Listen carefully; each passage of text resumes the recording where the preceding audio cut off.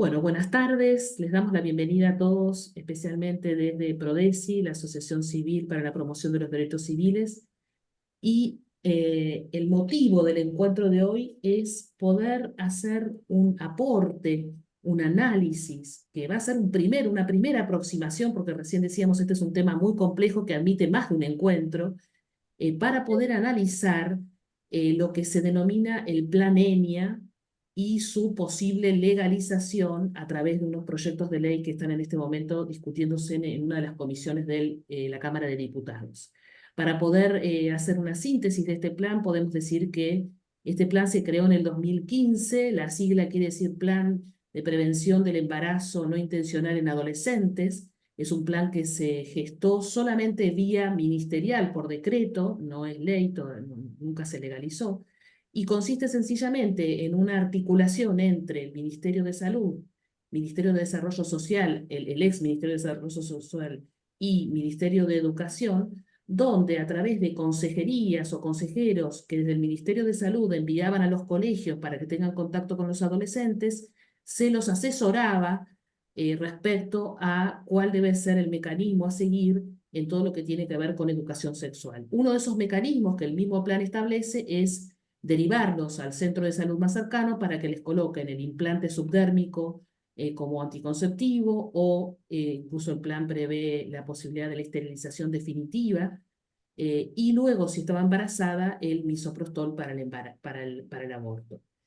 Al mismo tiempo, esto estaba articulado con los centros de salud para que desde asesorías recibiesen a estos adolescentes y todos los informes de este plan dicen que si el adolescente tiene un conflicto con su familia, puede un personal de salud autorizar para todas estas decisiones, diríamos, que tienen que ver con la salud. Bien, esto empezó, diríamos, a detenerse este plan. Con el cambio de gobierno, muchos de los contratos de todo este personal de salud no se renovó, y ante esto se presentaron 3 proyectos en la Cámara de Diputados con la intención de hacerlo ley, legalizarlo, que en realidad esos proyectos que ahora se van a unificar en un único proyecto, la idea es hacerlo ya, diríamos, a través de una ley que sea obligatorio en todo el país. Por eso, con Prodesi decidimos convocar a personas que hace tiempo vienen analizando la cuestión de los adolescentes y del embarazo en la adolescencia y la anticoncepción y todos los mecanismos que existen y los informes, digamos, desde salud. Y hemos convocado entonces a 4 personas que podemos considerar expertas en esta materia, que lo van a tratar de explicar de una manera sencilla para todo aquel que viene de distintas profesiones lo pueda entender. Y como decíamos recién, esta será una primera aproximación al problema, posiblemente con la intención de seguir profundizando en esta temática.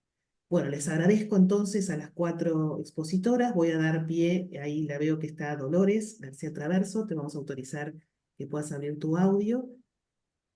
Voy a presentar brevemente a cada una. Dolores García Traverso es ginecóloga infanto-juvenil, y ella se va a referir a las experiencias del Plan ENIA en un consultorio infantil juvenil.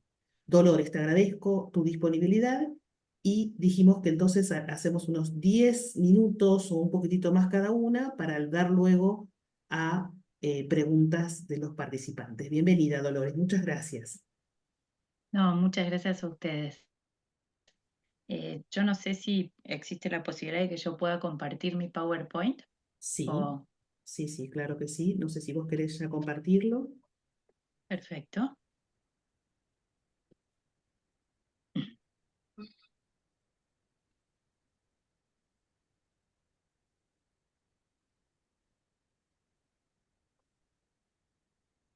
Ahí ya lo estoy compartiendo. No, no lo vemos. Ah, Cuando vos lo abrís compartir, tenés que marcar sí. el archivo que querés mostrar. Bien.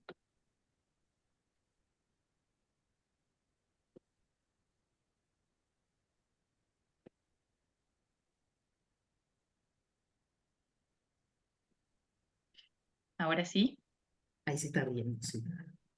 perfecto.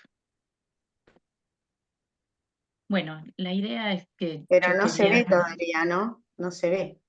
Todavía no se ve, está empezando, digamos, dice que está Se debe estar cargando.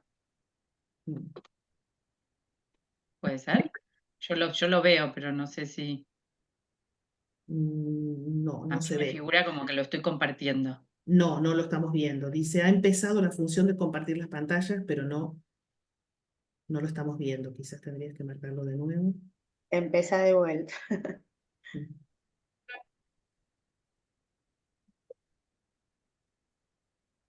No la veo. Ahora puede ser que se haya desconectado.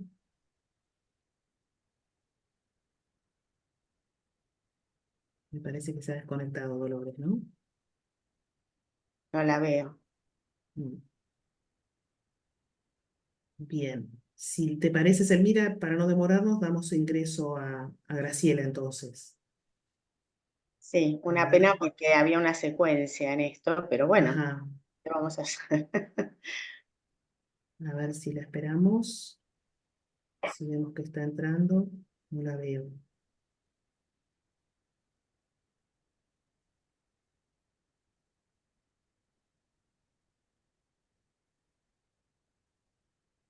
No sé si va a tener alguna dificultad en su computadora.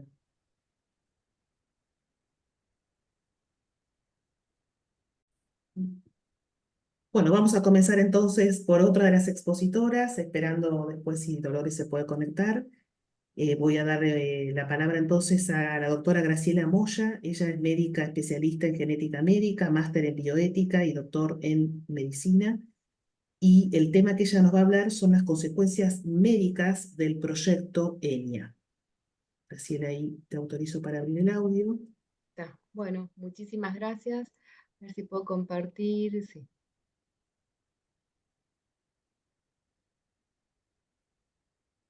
Sí, ahí se ve ¿Se ve? Ahí bien. está. Estamos bien. Perfecto. Perfecto. Saco esto. Ahí está. Bueno, muchas gracias, Débora. La verdad es un tema que es muy interesante desde el punto de vista de la función del sistema de salud, ¿no? Porque hay muchas situaciones que son de causa social, de patología, digamos, problemas sociales que podrían resolverse desde una mirada social y terminan teniendo una respuesta en lo médico, ¿no? Lo mismo pasa con la desnutrición, que es una causa específicamente social y de política pública y de ver cómo se organiza la protección de los niños, de las mujeres embarazadas y los niños, y termina uno respondiendo del problema de salud en los niños desnutridos. Había un médico que decía, bueno, si pudiera prescribir cápsula de sopa, la prescribo y se terminaría la desnutrición. Y lo mismo pasa con el tema de la ideología de género, y lo mismo pasa ahora con el embarazo no intencional en la adolescencia, ¿no? Que es un problema que surge desde una construcción social y termina siendo el sistema de salud quien tiene que responder a este problema.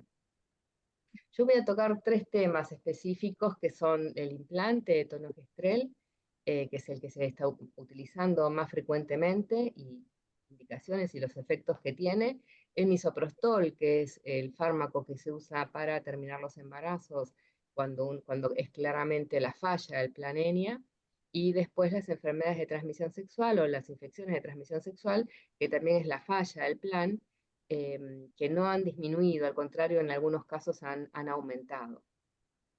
Entonces paso, bueno, el primer tema es el implante. El implante es un fármaco, es una hormona que se utiliza como anticonceptivo hormonal, y tiene una acción que es de contracepción de efecto prolongado, y es reversible, o sea, cuando se quita ya se recupera el ciclo.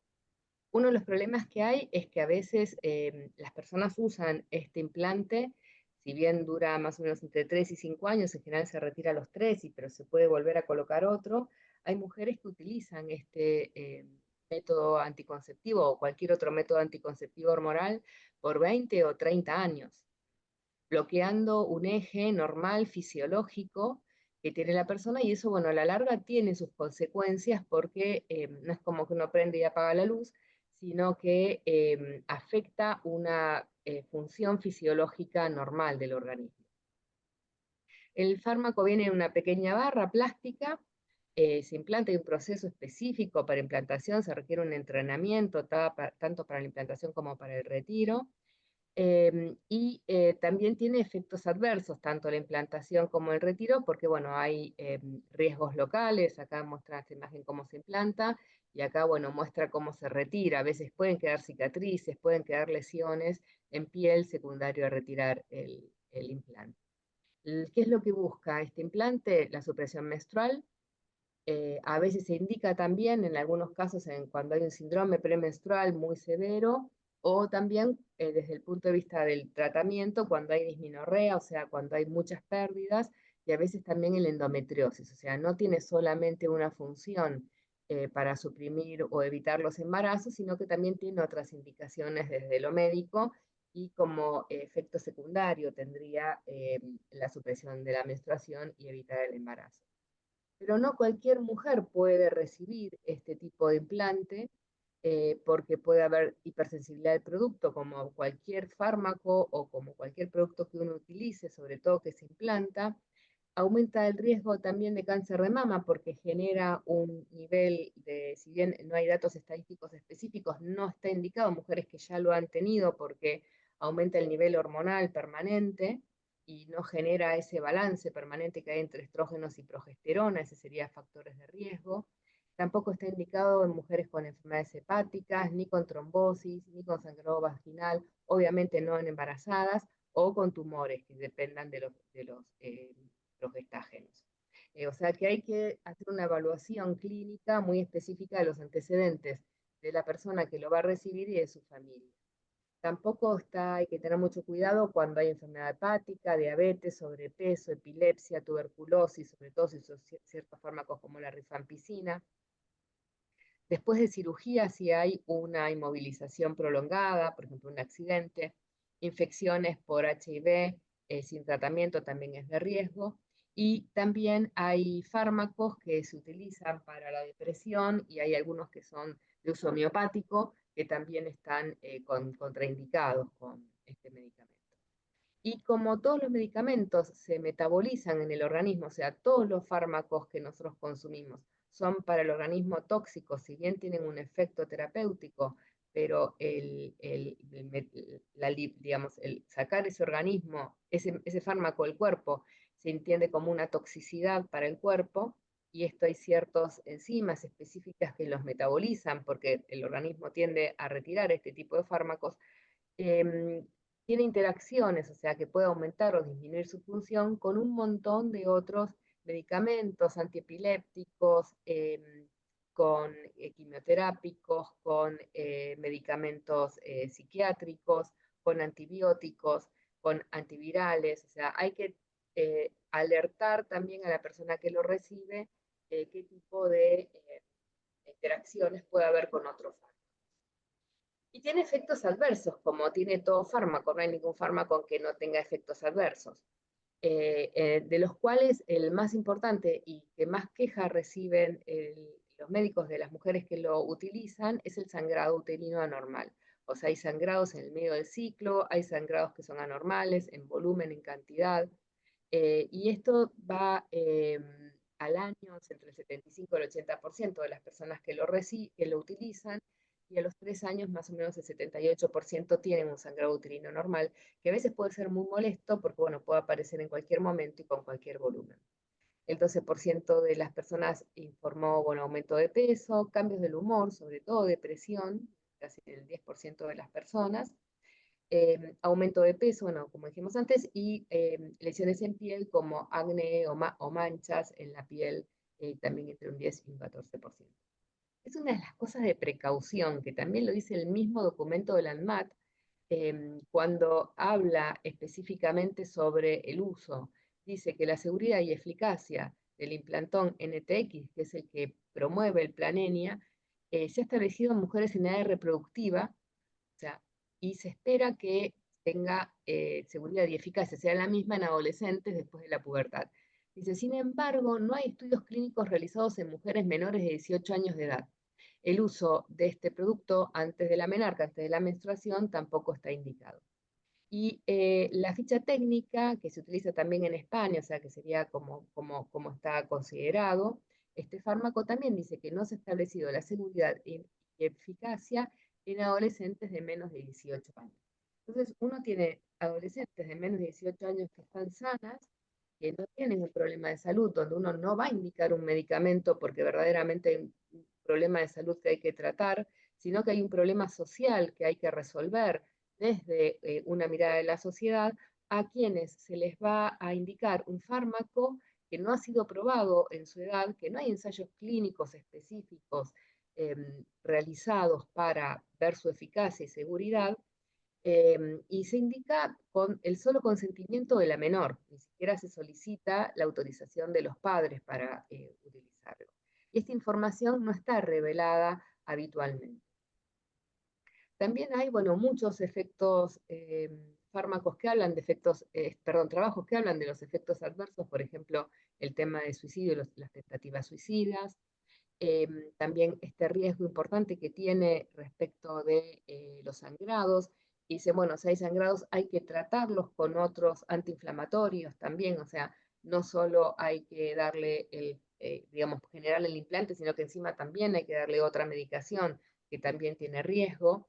Y se han hecho muy pocos trabajos, acá en la Argentina hay uno solo en el 2018, pero es un trabajo retrospectivo, o sea, no es un proyecto de investigación donde yo diga, bueno, voy a estudiar a todas las personas que van a recibir esto con evaluación de un comité de ética, con un consentimiento específico, con autorización, sobre todo en las menores de 16 años, para un trabajo de investigación, tienen que firman los menores de 13 a 16, firman las menores, pero es obligatorio también el asentimiento de los padres o tutores. Acá directamente no hay ese tipo de control. Y los riesgos, bueno, es lo que decíamos, la menorrea o los sangrados, que es bastante frecuente, entre el sangrado abundante 7,8% a un 30%, sangrados normales solo casi el 20% en las más jóvenes, y también estos valores son muy altos en las mujeres entre 20 y 24 años. Lo mismo, estos son datos del Ministerio de Salud, ¿no? Lo mismo, los problemas identificados luego de la colocación del implante, aparte de, bueno, todo el tema de los sangrados anormales, dolor en la zona de inserción, dolor abdominal, alteración emocional entre el 15 y el 20% de las pacientes, una de cada 5, una de cada 6. Y las cefaleas también son frecuentes, es una de cada 4 personas que lo utiliza. Bueno, el acné, que son alteraciones menores, pero bueno, en un adolescente es como muy importante. Y el dolor de mamas, la mastalgia, también se ve en un porcentaje importante. Ahora, ¿por qué lo retiran? Y hay, que también son datos del ministerio, lo retiran porque hay aumento de peso, dolor de mucha cefalea, porque bueno, quiere buscar un embarazo, por dismenorrea, cambio emocional, también tenemos, lo retiran alrededor del 10, más del 10% de las pacientes que lo utilizan. Fundamentalmente el cambio emocional más reportado es la depresión, y nuevamente hablamos, ¿no?, de personas sanas, y el resto, bueno, acné o dolor abdominal o mastalgia. Eso es respecto a lo que es digamos, un pantallazo general de el implante, que es el fármaco que más se utiliza. Sin considerar lo que son las cirugías ya definitivas, ¿no? Esto se suspende, la persona recupera con determinado tiempo su ciclo menstrual, y de acá no hablamos todos los riesgos que hay relacionados con los métodos que son definitivos, ¿no? Y bueno, y el misoprostol es el otro fármaco que también preocupa porque también se da libremente. La función como tal del misoprostol son las úlceras gástricas, que están relacionadas con ciertos fármacos como los antiinflamatorios, pero también tiene un efecto que en principio se consideraba como secundario, que es madurar el cuello, dilatarlo y volverlo más blando, facilitando la expulsión del contenido uterino. Se puede indicar como forma acá del ministerio, vía oral, sublingual, en la lengua, o también a nivel vaginal. Tiene efectos secundarios muy severos, como el dolor abdominal, es lo más marcado, escalofríos, náuseas, vómitos, cólicos, diarrea, fiebre mientras dura el proceso, y la finalidad que tiene es la terminación del embarazo, ¿no? Obviamente tiene contraindicaciones como todo fármaco, sobre todo si está tomando otro medicamento, si hay un embarazo ectópico, y a veces como muchas veces ni se permite hacer la ecografía, tampoco sabemos si el embarazo está ubicado en el útero o no, si hay alguna otra lesión como masas anexiales, que pueden ser tumores, disfunciones hepáticas severas, trastornos de coagulación, utilizar fármacos anticoagulantes, trastornos hemorrágicos, cardiopatías, anemias, insuficiencia renal, hepática, desnutrición y anemia, epilepsia o antecedentes, enfermedad cardiovascular, hipotensión, historia de cesárea, cirugía mayor uterina, sobre todo porque produce contracciones que no se pueden controlar y puede generar rotura del útero, o ruptura de las membranas coriomnióticas, que son las que protegen al feto o al embrión, que también aumentan muchísimo el riesgo de infección. Y los efectos adversos también tienen, como todos los fármacos, el más grave es rotura uterina, ¿no? La rotura uterina implica, de los físicos estamos hablando, ¿no? La rotura uterina implica la esterectomía posterior, porque no hay manera de suturar el útero, y también se ha descrito paro cardíaco, que serían los más graves, y los más frecuentes son náuseas, vómitos, diarrea y dolor abdominal, y menos frecuentes hay inmunológicos, los trastornos nerviosos o psiquiátricos. Yo doy así como un ejemplo de una paciente que tuvimos que, bueno, tenía el feto, había un hallazgo ecográfico, el médico le dijo que lo mejor era la terminación del embarazo, le indican con 16 semanas el misoprostol, le dicen que no va a pasar nada, que solo va a tener pérdidas. La señora, bueno, toma el medicamento que había sido prescripto, empieza con su trabajo de parto muy doloroso y nace el feto de 16 semanas vivo. Y lo tuvo vivo en la mano, más o menos por unos segundos. Ella decía, intentaba respirar y no podía, su mano. Llama al centro de salud y le dicen, no, lo puedes tirar. Y si lo tiro, ¿dónde? No, lo puedes tirar a la basura, que no pasa nada. La mujer, bueno, obviamente muy angustiada, viene el marido, y finalmente dice, bueno, lo pusimos en un agente humilde, ¿no? En una caja de zapatos, con algodoncito, lo enterramos en el fondo y le hicimos un altarcito, ¿no? O sea, todos esos efectos adversos que produce la terminación del embarazo no están descritos, ¿no? Como tal en el misoprostol. Y después, bueno, muchos efectos también renales, musculoesqueléticos, dermatológicos, respiratorios, o sea, son medicamentos que tienen muchos efectos de por sí. Y hay muchos trabajos, sobre todo si falla el uso del misoprostol, que ocurre más o menos en el 10% de los casos, y esto ocurre en el primer trimestre, antes de la semana 12, se asocia con un síndrome malformativo que genera también discapacidad, que se conoce como síndrome de Moebius. El primer reporte de misoprostol asociado con síndrome de Moebius fue en el año 98 y se siguen publicando trabajos en los cuales el uso de misoprostol durante el embarazo aumenta el riesgo de malformación. O sea, se considera que es un factor teratogénico. Que no solo si la mujer con la intención de terminar el embarazo a veces no se termina y el embarazo continúa, sino que también corre el riesgo de la malformación, digamos, este síndrome que genera discapacidad y también la culpa de, digamos, consecuencia de todo lo que ha ocurrido inicialmente, ¿no? Nuevamente queda como la mujer por fuera de la protección. Y después, bueno, las enfermedades de transmisión sexual, tenemos una lista bastante importante: sífilis, gonorrea, clamidia, herpes, hepatitis B, hepatitis C, hepatitis HPV y HIV, que lo que se ve es que desde el 2015 al 2019, que son algunos de los datos que hay, esto también es del Sistema Nacional de Vigilancia de Salud, han aumentado progresivamente, no son datos que se han prevenido con esto es para sífilis, que no se han prevenido con este plan de protección de la mujer. Y lo mismo vemos para sífilis y HIV, que también siguen siendo datos importantes. Sobre todo una de las cosas que más complica es la sífilis congénita, que es 1.5 cada 1000 recién nacidos, que es absolutamente prevenible, porque si el tratamiento comienza después del cuarto mes, hay posibilidad de evitar que el niño nazca con la sífilis congénita. que nacen y lo que vemos es los diagnósticos que se realizan en la etapa avanzada de HIV en el país son del 30%, estos son los datos del 2018, pero vemos que prácticamente se mantienen a un 26% en el 2022, o sea, no han disminuido. Y los casos los casos de HIV se notifican por año son 4.800, y hay 136.000 personas infectadas en el 2019, y ahora tenemos acá 140.800 infectadas en 2022, y de 4.800 que se notificaban por año, subimos a 5.300.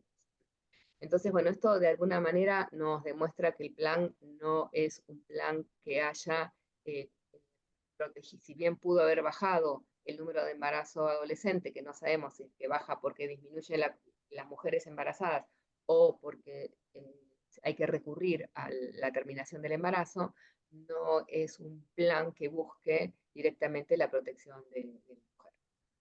Yo termino acá. Muchas gracias, Graciela. Muy bueno, muy claro. En todo caso, dejamos lugar luego para las preguntas que quieran hacer. Voy a hacer lugar entonces ahora nuevamente a Dolores García Traverso, que creo que ahí pudo ingresar nuevamente. Dolores, a ver, ¿dónde estás? Puede ser que yo la vi hace un rato, no, ahí está. Sí, ya te veo, Dolores. Ahí puedes abrir tu audio Perfecto, y muchas quieres gracias. intentar compartir pantalla. Perfecto. Volvamos a ver si no se me colapsa todo.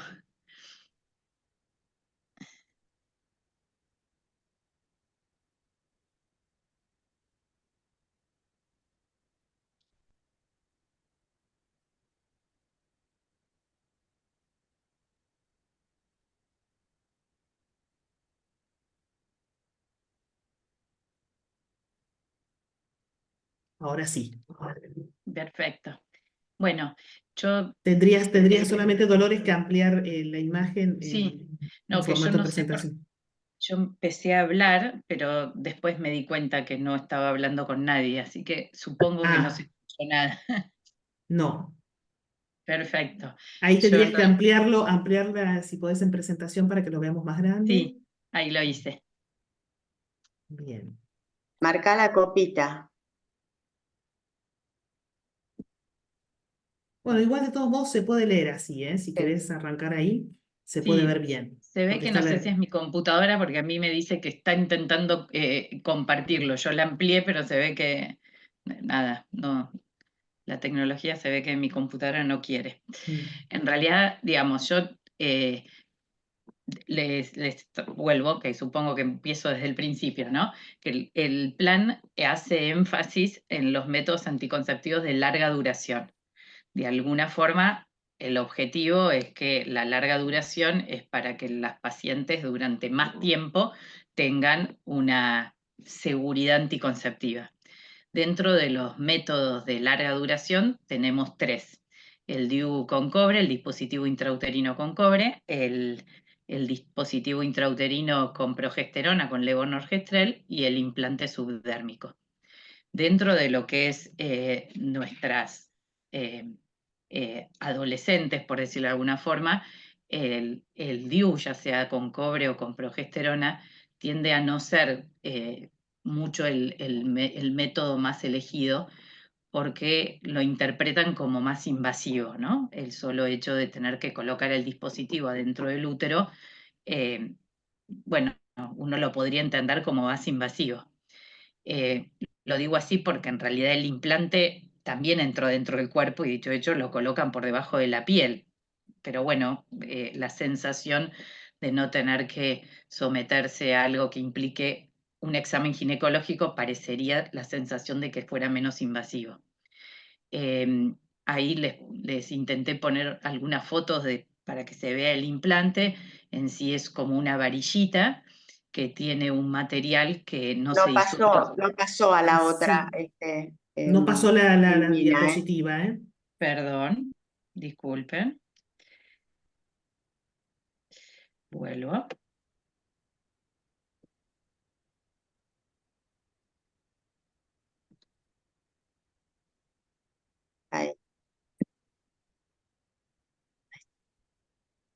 A Ahí ver se si ve. lo logro. Sí, ahí se ve. Es que no quiero perder tiempo porque es una pequeña varillita que mide 4 centímetros con 2 milímetros de diámetro y tiene la droga que se llama etonorgestrel. Está compuesto de un material que no se disuelve, entonces va a quedar puesto, no es que se autodegrada, digamos, y a su vez le agregaron un material para que sea radiopaco. Fíjense este dato que no me parece poco importante, y es por qué necesitaron que sea radiopaco, es porque una de las complicaciones que tiene este dispositivo es la migración, digamos. Por lo general se relaciona a veces con una mala colocación, pero a veces siendo igual una buena colocación, este implante puede migrar, por lo cual es que hay que ir a buscarlo, porque como este material no se puede degradar, uno tiene que ir a buscar ese material. Entonces la necesidad de que se vea en una radiografía es para ir a buscarlo por si se pierde, por decirlo de alguna forma. Para colocarlo necesita un aplicador y un poco también el motivo por el cual esto está más desarrollado es que cualquier profesional de la salud se podría, digamos, aprender a colocar uno de estos implantes sin quizá tener que ser un ginecólogo, que es por lo general los que colocan los DIU. Es simplemente se coloca un poquito de anestesia local en la piel y después, siguiendo las instrucciones de cómo colocar el dispositivo, se coloca el implante y terminó. No necesita ningún otro, digamos, más que limpiar la piel y colocar anestésico local. Este implante, digamos, como les dije, libera esta droga que se llama etonorgestrel, que en realidad su objetivo es producir una inhibición de la ovulación.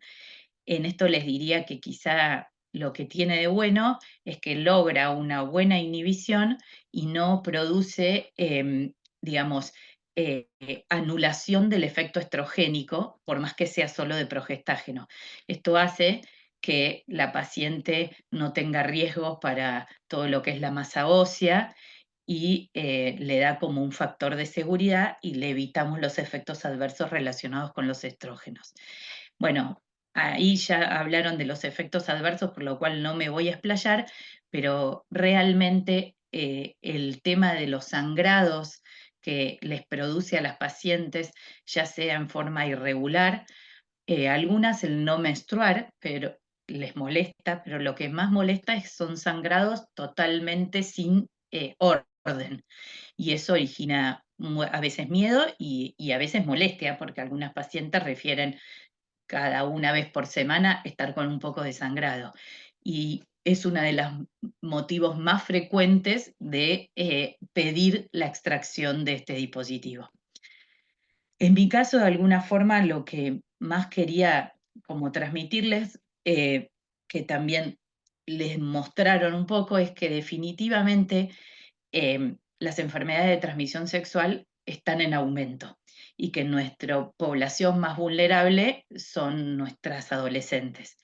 Bueno, un poco ahí están los mismos números que vimos recién y en donde como que si uno ve los casos de HIV, que son los más fáciles de seguir, realmente desde el año, digamos, con el paso de los años ha habido un aumento de casos.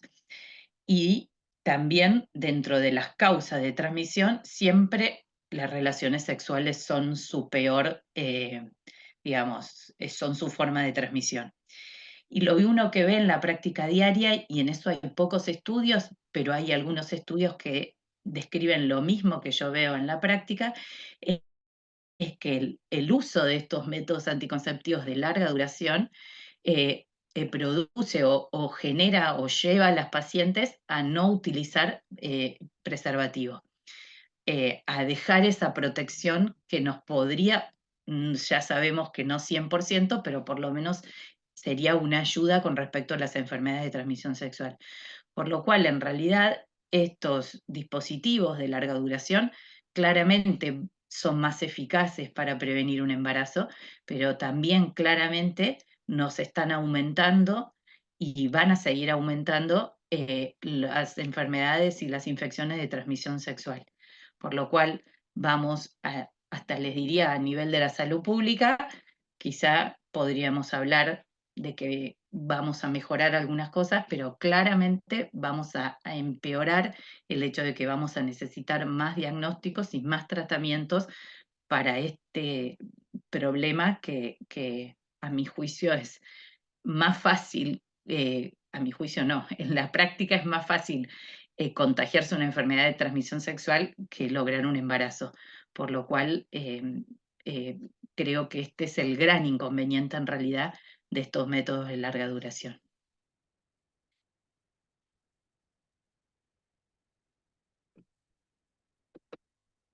Y ahí dejo de compartir. Bien, muchas gracias, Dolores, muy clara. Pasamos entonces ahora a la tercera de las expositoras. Pilar, te voy a abrir el audio para que puedas, te podamos escuchar. Ahí, espera que se volvió a silenciar.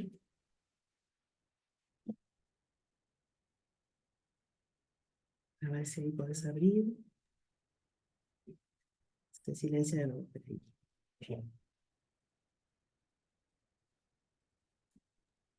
Ahí ya estoy. Ahí ¿Estamos sí, bien? ahí ¿Me sí. escuchan? Bueno, sí, te presento brevemente. Bueno, Perfecto. Pilar es licenciada en Economía y ella viene estudiando de manera muy profunda toda la cuestión del embarazo, la bibliografía en embarazo adolescente. El título de su exposición es Embarazo adolescente, deserción escolar, pobreza, se pregunta, que es uno de los argumentos que se da generalmente en la literatura sobre el tema. Así que, Pilar, te escuchamos. Bueno, perfecto. Muchísimas gracias. Soy licenciada en Economía. Les diría que hace mucho tiempo que vengo trabajando en educación de la sexualidad, sobre todo en la zona de San Miguel.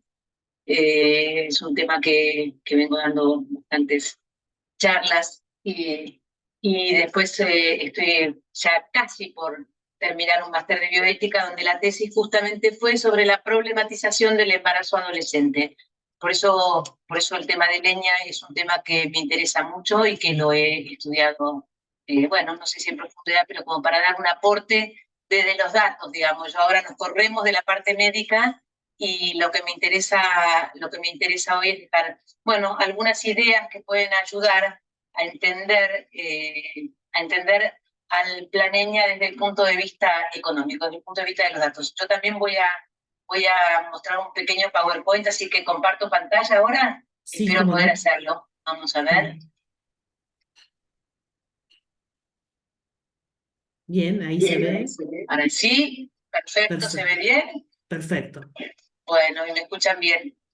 Bueno, la idea entonces un poquito es lograr entender si justamente si el plan EñA es una solución o es una solución y a qué problema es una solución. Si realmente el embarazo adolescente es un problema o no es un problema social y económico, médico y económico. Ese es un poquitito lo que puedo transmitirles ahora. Cuando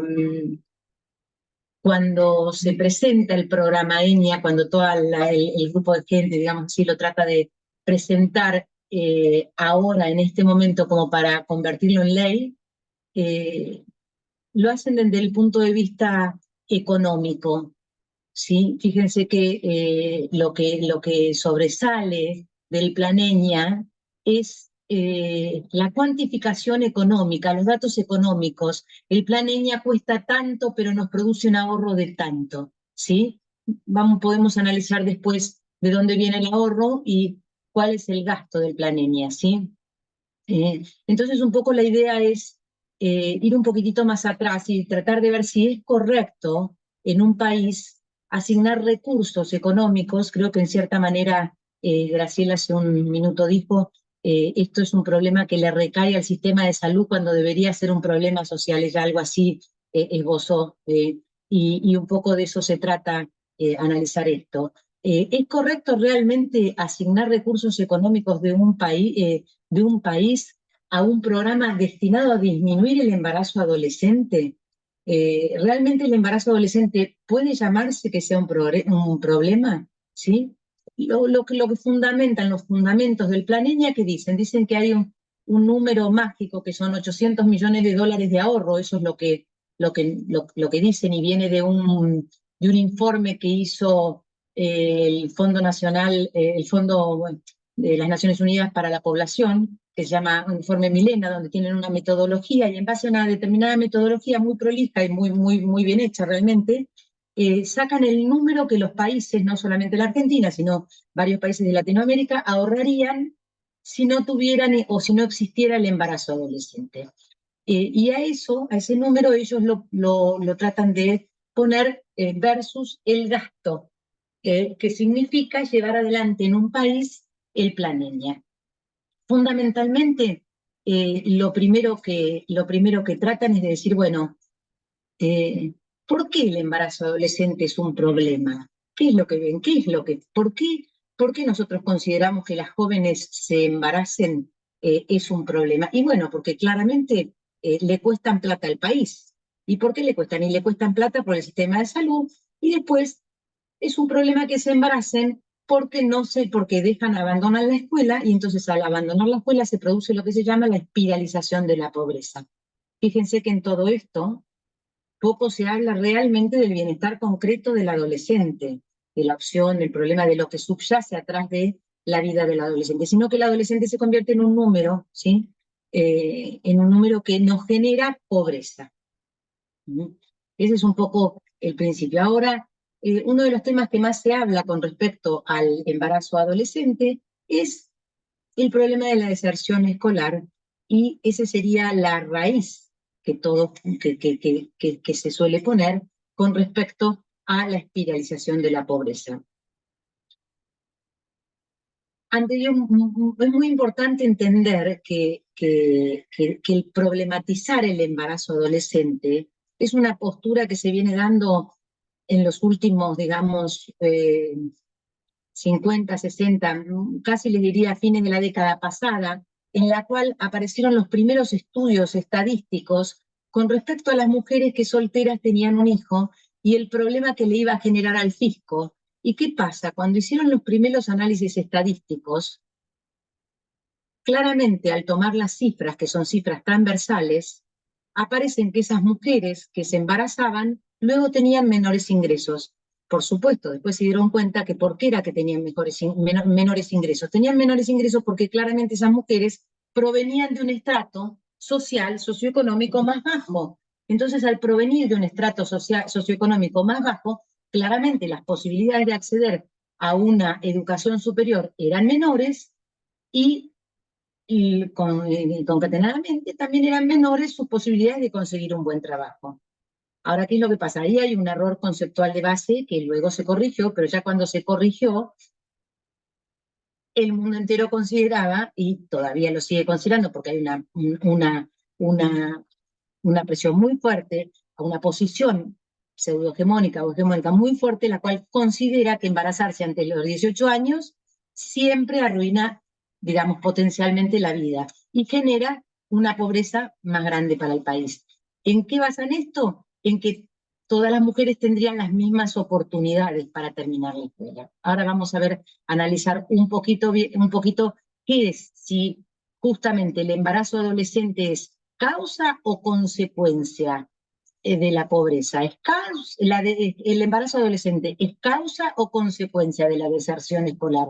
Ese es un tema muy importante y que justamente en un país como la Argentina, bueno, toma mayor preponderancia porque todos sabemos lo que son las cifras en Argentina. Por otra parte, es bastante complejo analizar este fenómeno en la Argentina por la carencia de estadísticas fiables que tenemos y de series cronológicas largas. En otros países hay series cronológicas que permiten hacer estudios de mujeres que han tenido un hijo a los 18 y estudiar cómo esa mujer está a los 20. Eso no se da en la Argentina, pero bueno, vamos a tratar de por lo menos poner en claro uno o dos puntitos. Si la deserción, el primer punto que nos interesa saber es si la deserción escolar es causa o es consecuencia. Hay algo muy interesante, y para poder entender bien los datos y para poder manejarnos con los datos, el primer dato con respecto a la cifra de embarazo adolescente.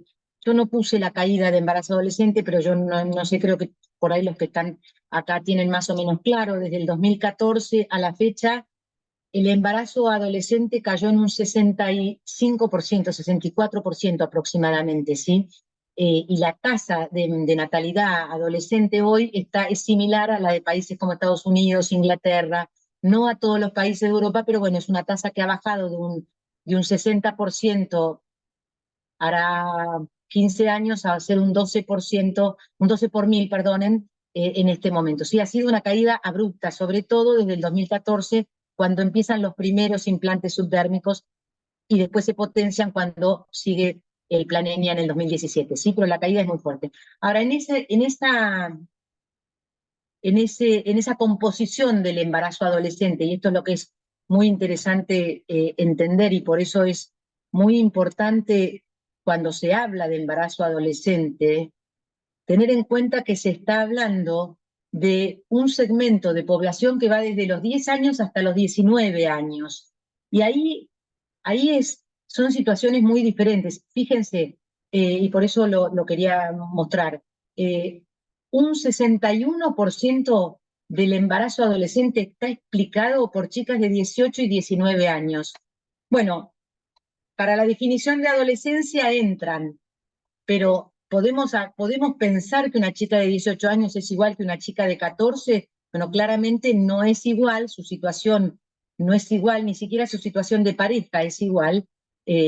Los estudios cuantitativos que hay, hechos muy buenos estudios en los últimos años, nos muestran que más de un 50 o 60% de esas chicas de 18 años están en parejas estables, con lo cual, ¿cuál es el problema de que esa chica se embarace? Es una decisión personal, habría que verlo, pero bueno, para poder tener claro de qué cifras estamos hablando, sepamos que un 61% pertenece a los 18 y 19 años, un 38% está explicado por las chicas de 14, 15, 16 y 17. Y sí, ya hay una cifra que sería la realmente preocupante, que es muy chiquita porque disminuyó mucho, que es la cifra de 10 a 13 años. Son tres problemáticas muy diferentes, ¿sí? En cada grupo, y justamente hay que ver cómo influye, qué relación hay entre la educación, el nivel educativo y la fecundidad. Les diría que ese es uno de los estudios que más se han hecho, por lo menos en la Argentina, que hay poco trabajado sobre la problematización del embarazo adolescente, pero sí se ha estudiado mucho la relación que hay, y en un principio justamente pasaba lo mismo que con la pobreza. Se decía que bueno, claro, la frase es: todas las adolescentes que se embarazan tienen aproximadamente un 30, un 40, un 50% más bajo de nivel académico. Claro, esa aseveración carece de precisión, porque para lograr llegar a esa cifra se ha tomado un estudio longitudinal en donde no se sabe si la adolescente dejó la escuela antes de producirse el evento o después. Ahora vamos a ver que en su amplia mayoría lo han dejado antes.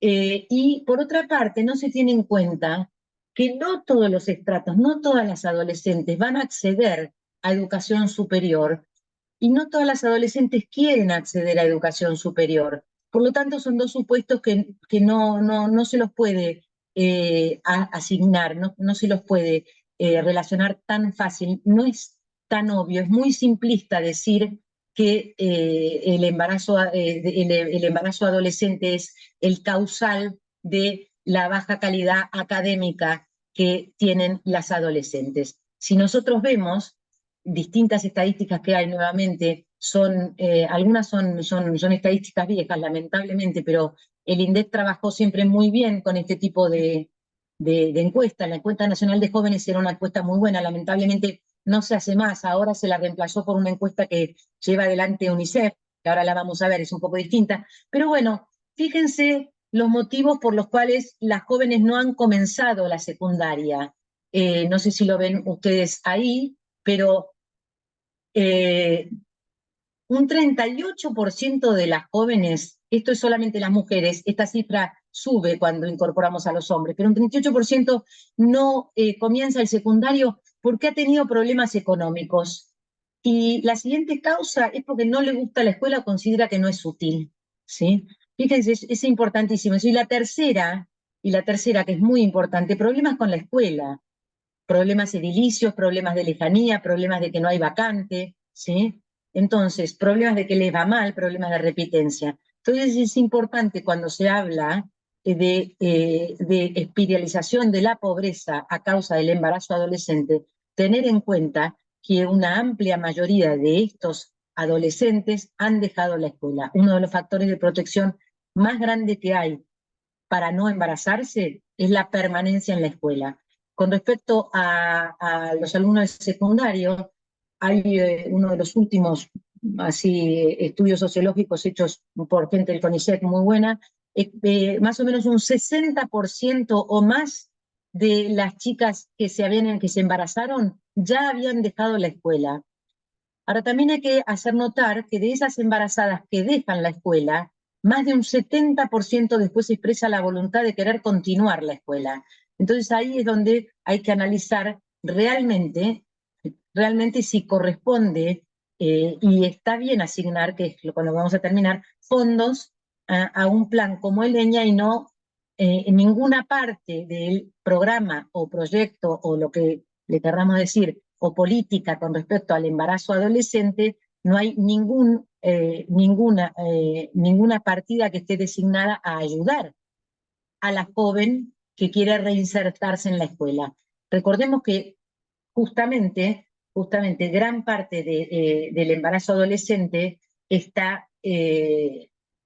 produce por causas ya se ha demostrado con un montón de estudios de que no es el embarazo el que genera más pobreza, sino que justamente eh, el estrato socioeconómico del cual sale la joven embarazada es la que perpetúa la pobreza. A lo largo del tiempo, nosotros vemos que específicamente en la Argentina, en otros países también, pero estamos hablando del nuestro, se ha hecho poco para mejorar las condiciones económicas en las cuales viven esas jóvenes y se ha puesto mucho énfasis justamente en distribuir métodos anticonceptivos y sobre todo los de larga duración.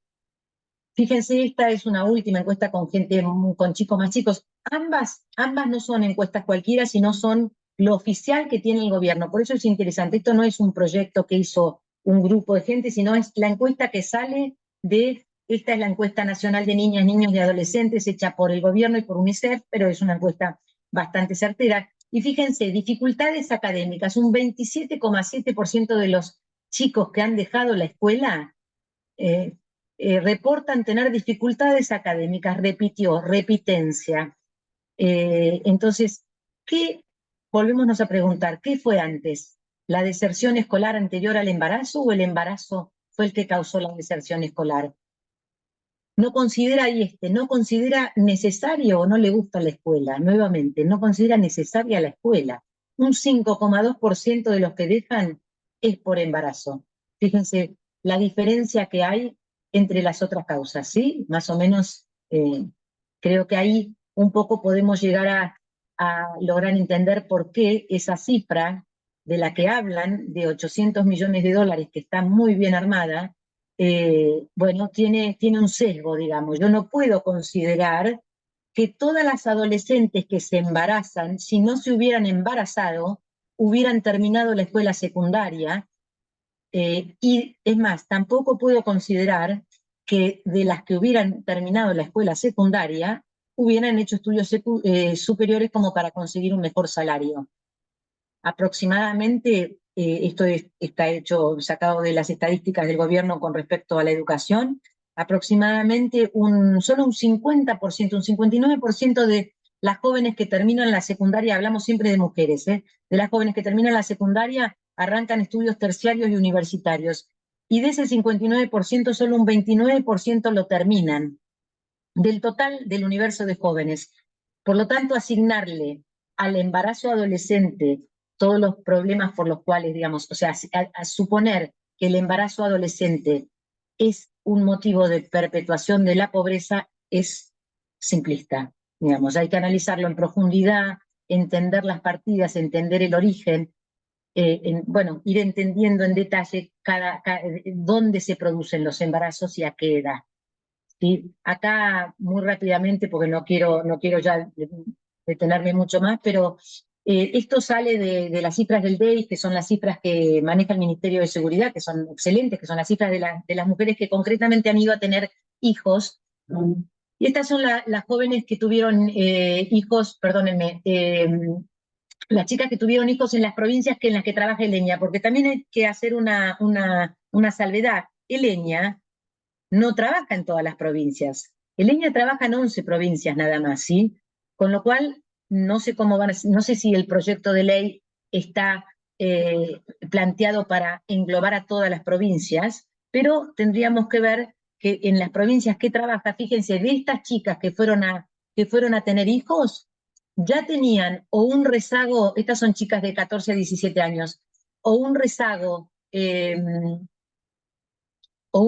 importante, fíjense los porcentajes que están ahí, o no ingresaron, o desertaron o no ingresaron a la secundaria.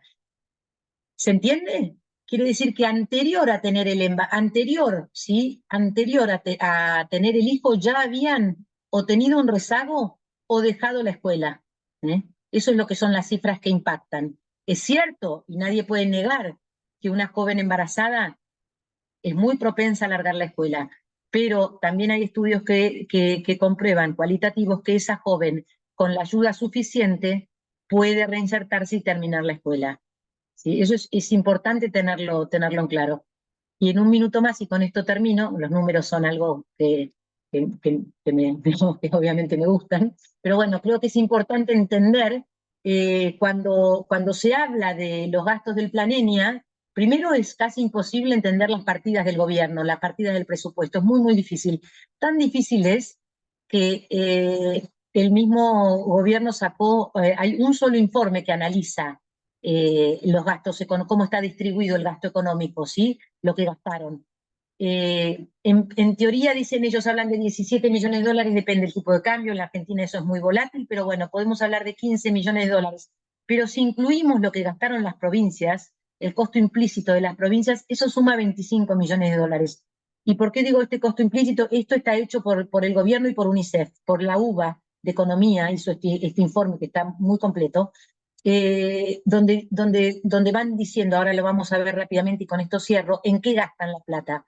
Pero bueno, no son solamente 15 o 17 millones de dólares, sino que sumado lo que gastan las provincias, son más o menos 25 millones de dólares, según el informe sacado por la UBA y por UNICEF, y se divide así. Esto es importante entenderlo también, porque también el Plan Enia es un plan, bueno, que como todos sabemos tiene un alto componente ideológico, y si bien dicen que está pensado como para disminuir el embarazo adolescente, bueno, el fuerte son las consejerías, ¿sí? Instalar consejerías de salud en la escuela y en los centros de salud específicas para atender adolescentes con una visión clara, con un punto claro que dicen es mantener la confidencialidad. Es entendible la confidencialidad médico-paciente, nadie la quiere sobreponer, pero hay que entender que la confidencialidad en la adolescencia tiene que, digamos, es uno de los puntos que hay que ver, porque, digamos, se puede ver desde un punto de vista de una confidencialidad y también se puede ver desde un punto de vista de promover una dicotomía con la familia, ¿sí? Se puede instalar educación y consejerías que promuevan, como pasa en algunos países en los cuales se requiere que el profesional intente decirle a la chica que lo charle con sus padres, porque hay bastantes estudios que prueban que, contrariamente a la opinión general, en el momento de realizarse un aborto, la joven acude a sus padres. Aunque el vulgo lo crea, hay estudios académicos de relevancia que muestran eso, ¿sí? Y bueno, nada más acá un poco mostrarles cómo es la distribución. Este 45% es simplemente entrega de métodos anticonceptivos y consejerías. Y hay otro tema también de Leña que es importante mostrarlo.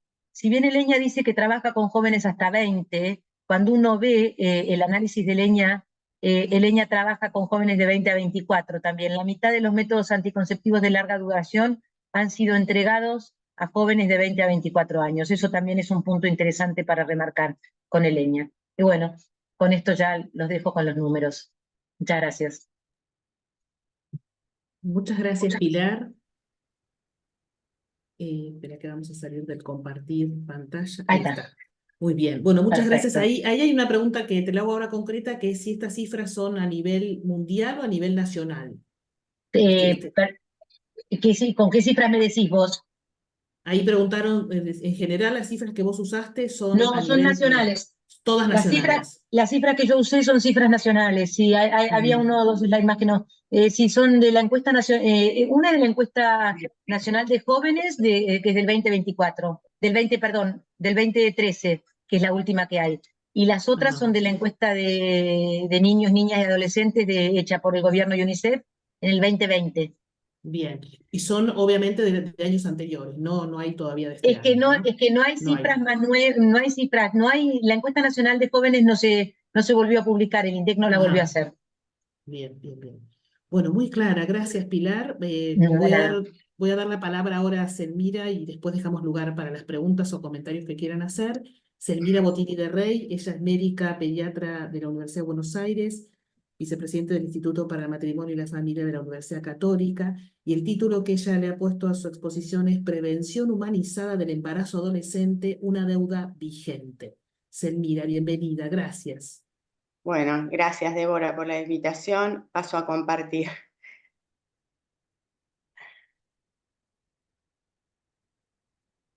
¿Se ve? Sí, muy bien. ¿Lo están viendo? Bueno, bárbaro. Voy a tratar de... Sí, hice una preparación de PowerPoint para ir,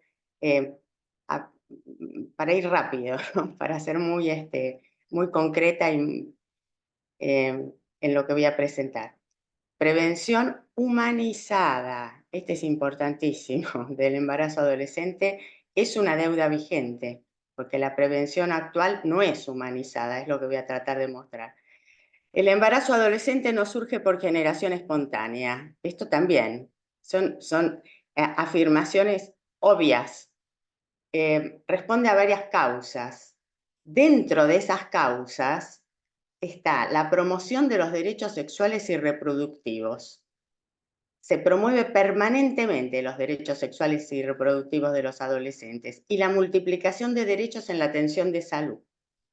Por otro lado, el fomento del interés superior del niño en clave de autonomía y también la naturalización social de conductas de riesgo de los adolescentes, es decir, la iniciación sexual temprana, el consumo de alcohol y sustancias, y todo esto está como naturalizado, como que tiene que ser así, como que los adolescentes tienen que iniciarse, que se inician, que bueno, esta naturalización de conductas de riesgo trae sus consecuencias. Derechos sexuales y reproductivos. Acá yo puse esto, que fue del 2018, la Guía Básica de los Derechos Sexuales y Reproductivos de la Ciudad Autónoma de Buenos Aires, de la Defensoría del Pueblo, donde ponen los 10 derechos. Yo tomo acá, o por lo menos muestro, 3 de ellos.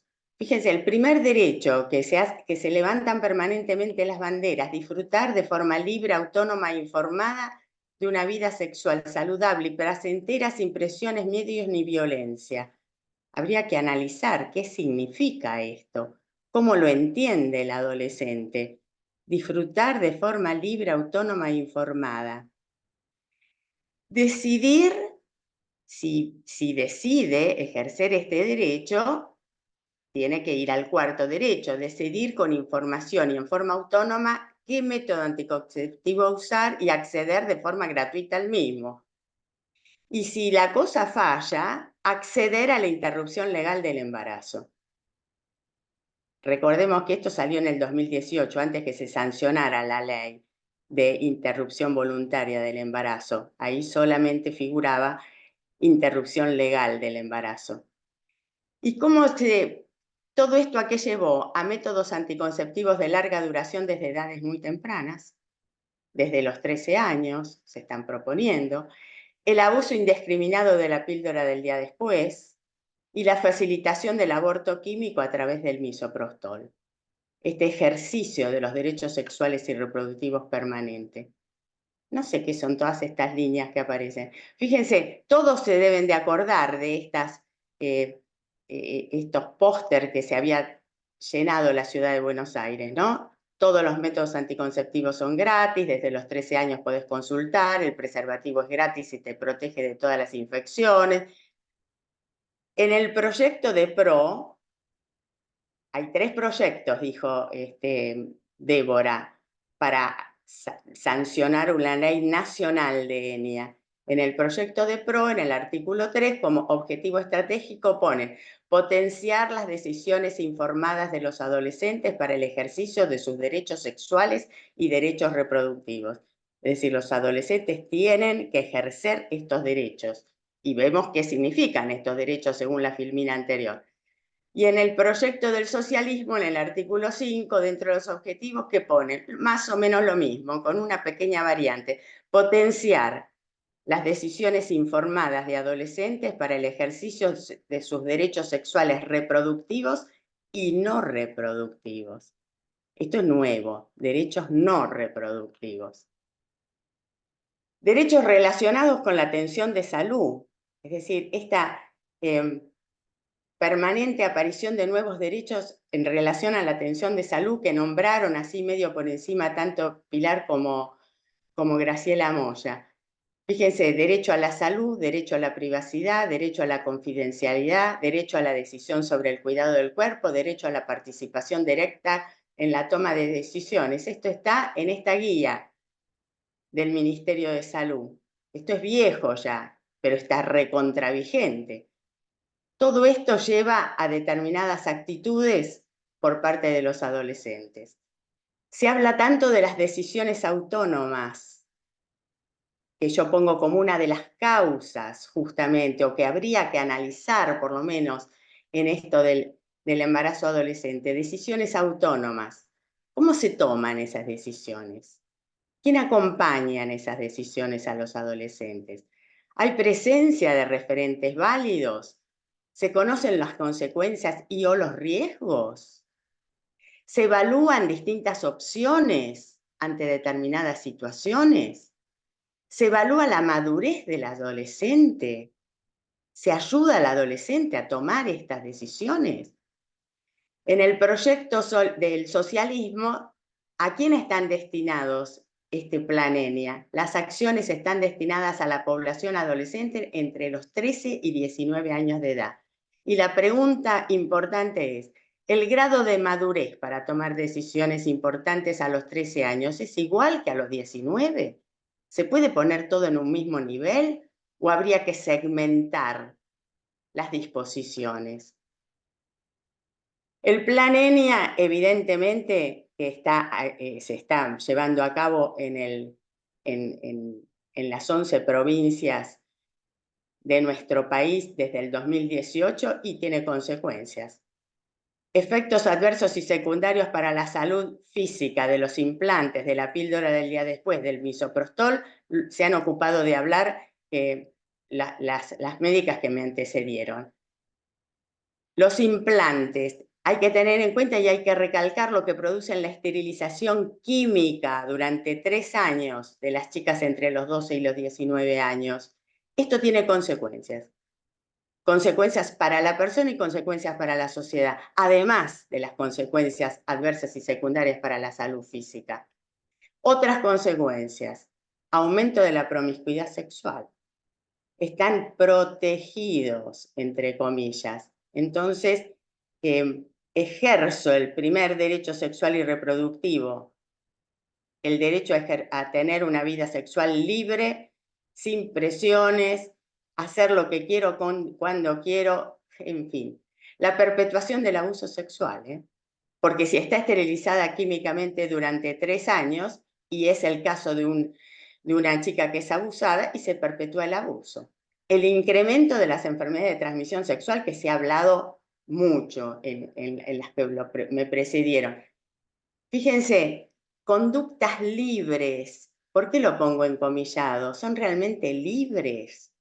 Está esterilizada químicamente y se la larga a la sociedad que haga lo que quiera pero eso sí, que no tenga responsabilidad, no se hace cargo de las consecuencias de sus actos. Fíjense que es interesante, esto es embarazo no intencional en adolescentes. Se dio porque se dio. La banalización de la sexualidad humana. La sexualidad humana no es lo mismo que la sexualidad animal. Es importantísimo esto de la banalización de la sexualidad humana. Y las consecuencias psicológicas del aborto, que también las padecen las adolescentes. Las consecuencias psicológicas están probadas y los adolescentes no están privados de estas consecuencias. Todo esto no se tiene en cuenta en el Plan ENIA. Uno se puede preguntar, ¿el Plan ENIA humaniza? ¿Cuándo humanizaría un plan? Y cuando potencia las capacidades humanas. ¿Y cuáles son los rasgos humanos que debería potenciar? La libertad, con su contracara que es la responsabilidad. La libertad expresada en forma muy sencilla como elegir lo bueno para mí, independientemente de que me guste o me sea útil. Y tener muy claro que todo acto humano tiene una consecuencia. Y la inteligencia y la voluntad son justamente las características de una persona humana. Esta esterilización química, y bueno, tacha prácticamente estas características de la persona humana. Por lo tanto, no la humaniza, la animaliza. Prevención humanizada del embarazo adolescente. Podemos estar de acuerdo que no es ideal que los adolescentes se embaracen. Entonces, meta que las adolescentes no se embaracen. Eso sería una meta. Pero también que si se embarazan, no aborten. Esto también hay que tenerlo en cuenta, ¿eh? Porque en el Plan ENIA, si se embarazan, van al aborto. En una cultura que naturaliza el aborto, el mayor desafío es formar conciencia sobre la dignidad inalienable de toda vida humana desde edades tempranas. Esto es importantísimo tenerlo en cuenta. ¿Cómo lograrlo? Y esta es la del millón, digamos, la pregunta del millón. Yo no me puedo extender en esto. Solamente algunos puntos como para reflexionar. Programas educativos fundados en una antropología personalista. Todo programa educativo parte de una determinada concepción del hombre. Esto está clarísimo. Bueno, que estos programas estén fundados en una antropología personalista. Arbitrar los medios para que el niño, niña o adolescente logre desarrollar una personalidad armónica. Esto significa una personalidad armónica. Alcanzar la madurez afectiva, vivir la verdadera libertad, ejercer la responsabilidad y diseñar y desplegar un proyecto de vida. Muy ambicioso, pero es necesario poner manos a la obra con esto. Programas educativos donde confluye educación y salud. La prevención justamente se hace desde la educación y desde la salud. Que toda adolescente o adolescente, toda o todo, tenga acceso a información válida sobre fertilidad humana. No saben nada, o saben poco, o lo saben sesgado. Programas de reconocimiento de la propia fertilidad para las chicas. Estos programas tienen beneficios probados. Es importante tener en cuenta. No figura en ningún lado todo esto. Talleres a realizar con las adolescentes sobre humanización del impulso sexual. Convertir un instinto en un impulso. La ESI, una forma de llevar adelante todo esto es a través de la ESI, por supuesto, educación sexual integral, sí a la educación sexual integral, impartida desde una cosmovisión personalista, no desde una ideología o una teoría de género como se hace. La humanización del impulso sexual, que a lo mejor a alguno le llama la atención de qué se trata esto, muy rápidamente, y bueno, implica que el adolescente conozca, acepte, posee y oriente el impulso sexual, logre el autogobierno, aprenda a filtrar los estímulos eróticos, conozca, acepte y respete y haga plenos los objetivos propios de la actividad sexual humana, que es distinto que el perro, gato, ratón. comprender, valorar y vivenciar el nexo entre amor, sexualidad y vida. Este es el gran desafío que tenemos los médicos y los educadores. ¿Para qué le va a servir conocer todo esto? Para reflexionar sobre sus conductas.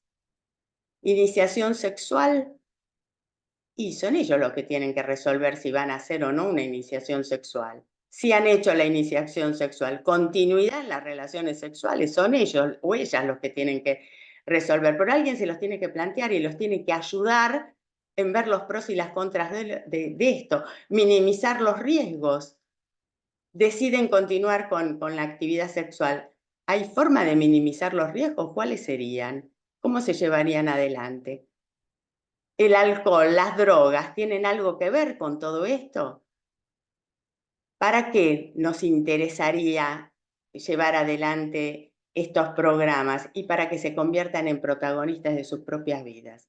Y no para esterilizarlos como si fueran gatas o ratones y que hagan lo que quieran, pero que no se hagan cargo de ninguna consecuencia. Para terminar, una cita del Papa Francisco en la Jornada Mundial de la Juventud del 2019.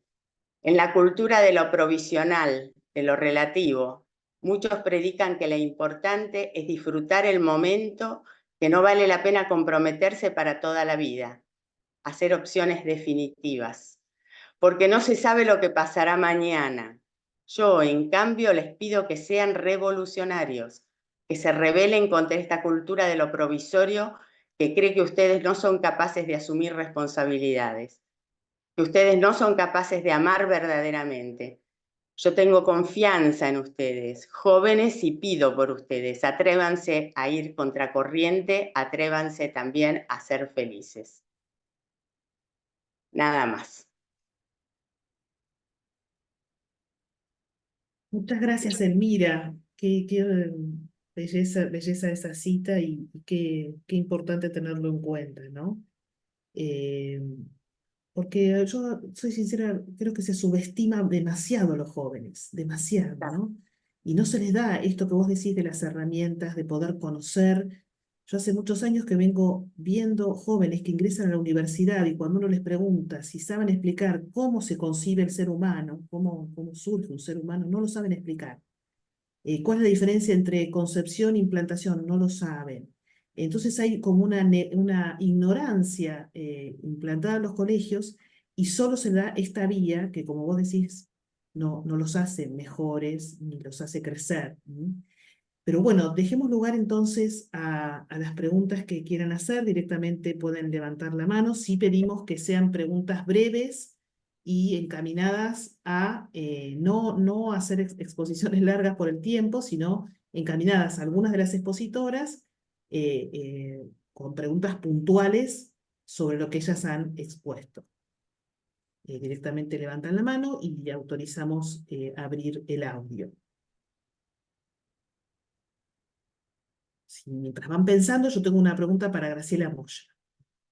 Graciela, en tu experiencia, en esto que vos decías, ¿qué es lo que principalmente genera, diríamos, este implante? ¿Por qué la ANMAT ha dicho que no está estudiado menores de 18 años, ¿no? Yo pienso una chiquita de 13 años. Mi pregunta es desde la ignorancia. ¿Esto impide la ovulación? ¿Impide la ovulación? Bueno, también se lo puedo preguntar a Dolores, que es ginecóloga, ¿no? Sí, en principio no está aprobado, no solo acá, sino en España tampoco. La ficha técnica dice lo mismo, que no se ha aprobado, porque no se han hecho ensayos clínicos. Para hacer un ensayo clínico, uno tiene que hacer un protocolo de investigación y la finalidad de un protocolo de investigación es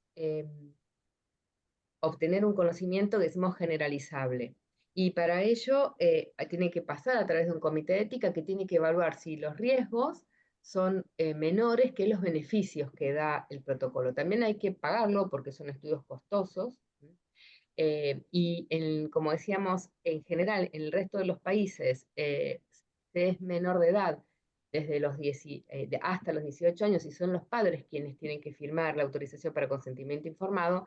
En nuestro país es a partir de los 13 que ya la persona firma su consentimiento informado, entre los 13 y 16 lo firma con asentimiento obligatorio de los papás, y de 16 a 18 lo firma ya sin asentimiento de los padres obligatorio. Entonces, no hay ensayos clínicos y habría que ver si uno, como padre, autorizaría que sea un ensayo clínico en su hija menor de 18 años para probar este tipo de implante. Ujú. Y lo que vemos acá en la Argentina es que si en el ensayo clínico le da mucha más protección a la menor de lo que da este plan. Este plan no genera ningún tipo de protección para la menor. Y en realidad no está como, no se sabe la seguridad y eficacia, que es lo que mide un ensayo clínico, porque no se han realizado. Ujú. Dolores, no sé si querías agregar algo. No, digamos, contestó ella, digamos, Ujú. lo que está estudiado es en esa edad, entonces no sabemos bien cómo va a funcionar en niñas más chicas, en donde su sistema hormonal claramente es más inmaduro que las mujeres, digamos, las chicas que ya han tenido por lo menos 3 o 4 años de edad ginecológica. Y tampoco sabemos cuáles van a ser los efectos adversos en ellas y cuáles van a ser las consecuencias a largo plazo, porque claramente esto es nuevo, por lo cual de alguna forma van a ensayar con estas niñas. Ujú. Yo me atrevería a agregar que en las chicas, el árbol hipotálamo hipofisario no está del todo maduro. Y si yo lo freno, dándole justamente, porque lo que se hace es frenar eso, no lo ayudo tampoco a la maduración.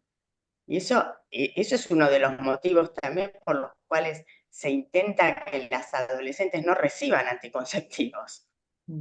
Por supuesto que hay mucha gente o muchos médicos y médicas que ni lo toman en cuenta, pero es de lógica, es una cuestión fisiológica. En el 2014, cuando salieron los implantes, yo entré en la página de Organon, que era el que tenía el etonorgestrel, porque tenía que hacer una presentación justamente en el Instituto de Bioética. Y a mí me llamó la atención que decía etonorgestrel no utilizarlo en menores de 18 años. Al mes volví a entrar en la misma página porque en ese momento ni se me ocurrió hacer captura de pantalla y había desaparecido esa cita.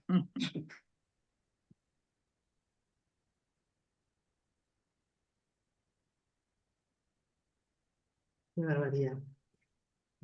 Bien, y respecto a la salud mental, ¿no? Porque aquí hay una cuestión que además de los efectos físicos, que está constatado en estas estadísticas o estudios, ¿cuáles son los efectos en salud mental que toda esta medicación y que toda esta vía, diríamos, además de la promiscuidad, ¿no es cierto?, de una banalización de las relaciones sexuales, trae en la cabecita, ¿no es cierto?, adolescente, donde todavía tiene inseguridades, miedos, se está formando, ¿no? Eso también, desde ustedes, desde el punto de vista médico, ¿qué pueden decir? Aumenta el riesgo como efecto adverso de trastornos de conducta, sobre todo depresión, el fármaco en sí, ¿no? Desde lo biológico, mirándolo solo de lo biológico. Y bueno, y si él mira ya es respecto de los otros efectos, ¿no? Los emocionales, su cosmovisión, su postura ante la vida. Que bueno, lo que pasa es que eso también está presionado desde lo Estamos social, ¿no? ante una epidemia de salud mental en niños y adolescentes en el mundo, del que no escapa la Argentina. Y hay que ser muy cuidadoso con con todos estos fármacos, porque esto es un fármaco, esto es una droga. Tremendamente cuidadoso. Yo justo iba a decir lo mismo que dijo Selmira. En la práctica diaria cada vez se ven más pacientes con alteraciones emocionales relacionadas con la depresión, como decía Graciela, y claramente la medicación hormonal lo intensifica.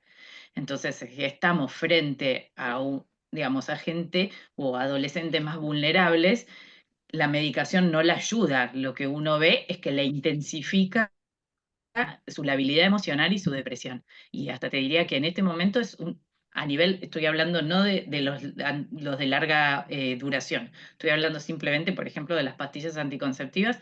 En este momento, lo emocional es uno de los principales motivos de abandono de ese método. Bien.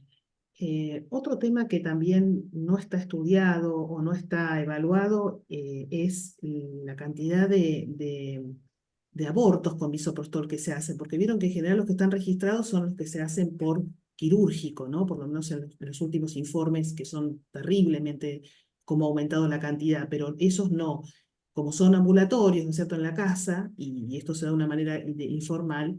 Pero esa es una de las preguntas que hacemos, ¿no es cierto? Los que defienden el plan diciendo que han logrado bajar el embarazo adolescente, esa baja del embarazo adolescente, no sabemos si es por la anticoncepción o por el aborto, ¿no?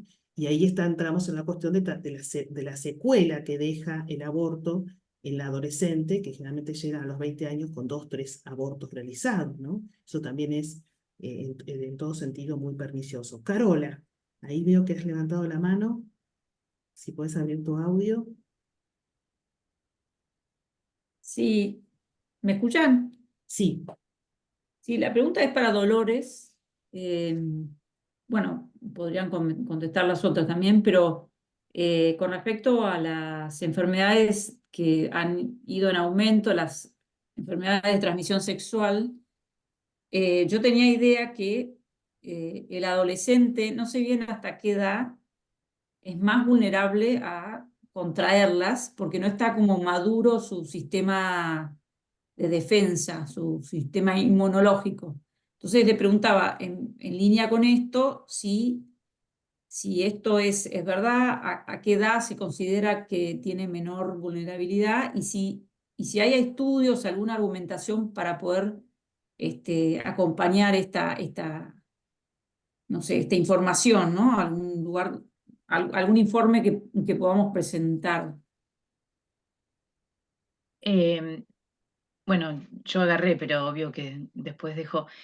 Sí, es como vos decís, en realidad no hablo en general, hablo más de las mujeres, quizá porque soy ginecóloga y me dedico a eso, pero lo que yo digamos, lo que yo he leído tiene que ver con algo local. La inmunidad local, hablo de la vagina y del cuello del útero, por la característica que tienen, digamos, las mujeres los primeros años de edad ginecológica, le llamo de edad ginecológica desde su primera menstruación, por esta inmadurez hormonal que ya venimos hablando. Esto origina a nivel del cuello del útero lo que se llama una ectopía. No pretendo complicarles la explicación, pero de alguna forma tiene un cuello del útero más vulnerable para contraer una enfermedad de transmisión sexual.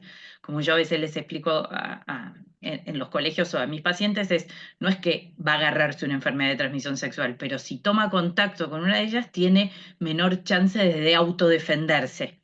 Y esto es real, esto va a depender a veces, lo que yo digo, de años de edad ginecológica, pero si te pongo un número, te hablaría de los 19, 20 años. Si te pones a darte cuenta, todo termina en lo mismo. Estábamos diciendo que en realidad estos métodos deberían darse después de los 19, digamos, todo te está marcando de que esto estamos hablando de eso. Material, si querés busco y te lo alcanzo, pero esto es, digamos, no sé cómo decirte, es del todos los días. Uno sabe que cuando le va a hacer una colposcopía a una mujer menor, se va a encontrar con esto, porque es así su anatomía.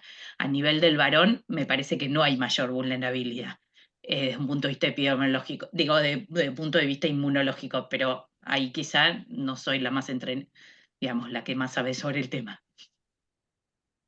Quizás Perfecto, eso muchas tiene que gracias. ver con la recomendación que se le hace a las adolescentes cuando se inician sexualmente, que necesariamente tienen que empezar a hacer controles ginecológicos.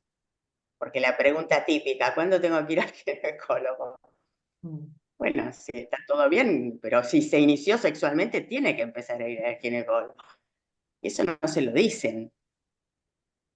Entonces, es grave.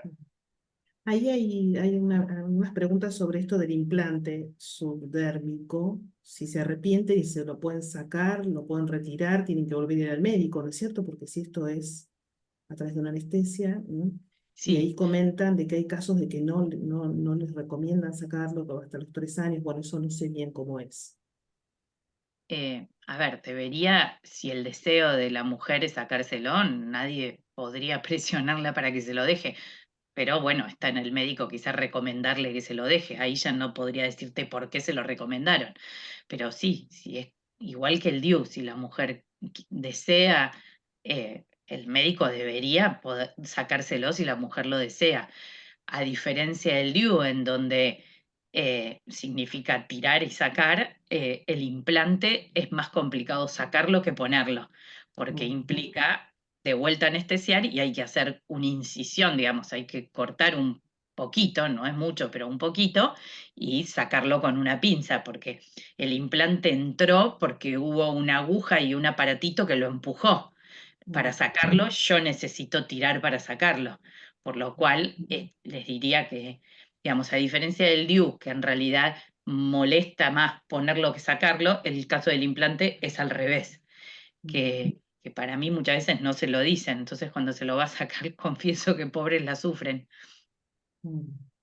Y Dolores, ahí preguntan de qué Si querés edades. muestro la imagen de cómo se saca. Yo ¿Sí? tenía unos ¿Te dibujos, pero si parece? tenemos más a mano. Estos Yo segundos la sé que los muestro médicos para están que... acostumbrados a ver estas No, imágenes. yo Sí, tengo sí, yo la mostré al gráficos. principio Bueno, los míos son y ahí se gráficos. ve. Espera, ¿dónde está esto? No sé si Wow. está compartiendo ahí. No, no Sí, sé. se está Sí, sí, se Sí, compartiendo. ve. sí, sí, está bien, está bien. Ahí está. Tengo que apagar acá. Ahí se ve que es como un procedimiento en el cual Sí. se Es como hacen sacar un cuerpo Sí, cortes. sí, un extraño, como si se implantado, hubiera claro. clavado Ahí una con... astilla Sí, grande. sí. Y se saca. Y ahí se retira. Pero se hace o sea, hay que hacer un pequeño corte, poner los separadores, con una pinza sacarlo, y bueno, dejará también su cicatriz.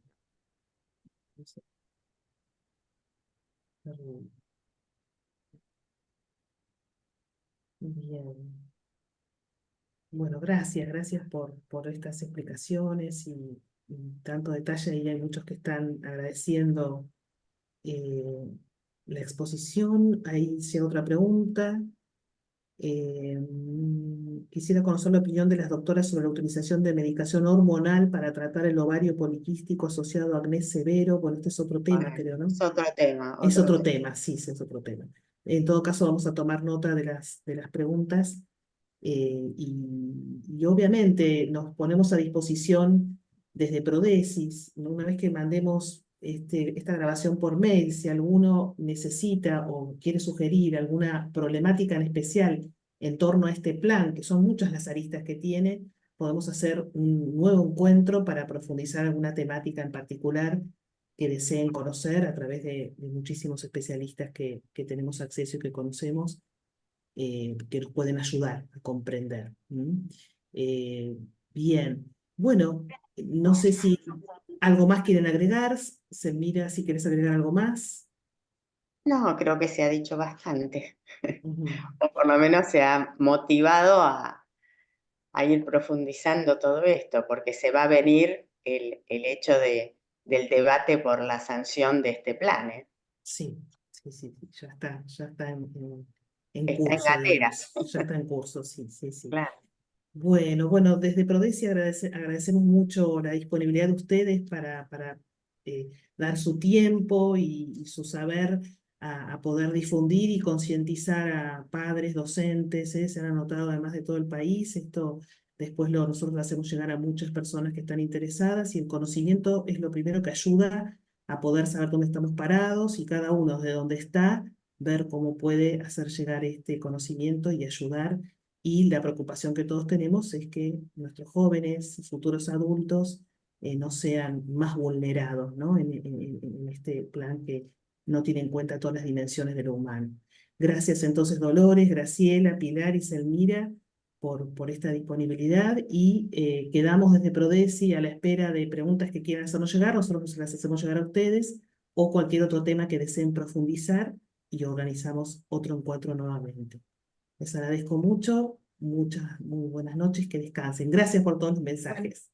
Gracias a vos. Gracias Gracias por a la todos. invitación. Buenas noches. Adiós, buenas noches. Adiós.